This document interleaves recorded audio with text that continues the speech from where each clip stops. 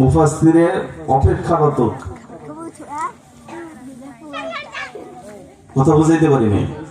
বিশেষ মুফাসসিরের আলোচনা শুনে প্রধান বক্তা আসবে, এই জন্য প্রধান বক্তার কিছু আলোচনা শুনে চলে যায়। আরো কিছু কারণে প্রধান বক্তা হতে অনিচ্ছুক। আজকের আলোচনার দুটি বিষয় আমার জন্য অনাকাঙ্ক্ষিত। একটা হলো প্রধান আলোচক হওয়া, দ্বিতীয় আরেকটা সেটা হলো আমাকে একটা পয়েন্ট দিয়ে দেওয়া হয়েছে যে আপনি আজকে এই বিষয়ে আলোচনা করবেন। সেটা হলো মহিলাদের সম্পর্কে, মা বোনদের সম্পর্কে।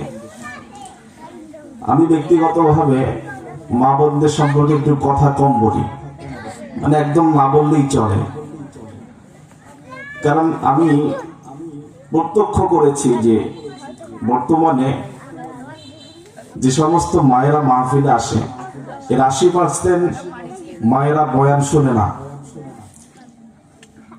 অবস্থান করে, কিন্তু আলোচনা গল্প গুজব করে সময়টা কেটে দেয়।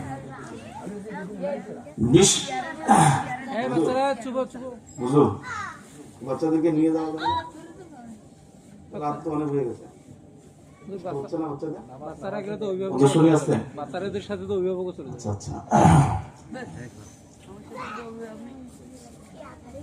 20% মহিলা যারা থাকে তারা বয়ান শোনে, কিন্তু বয়ান অনুপাতে আমল করে না।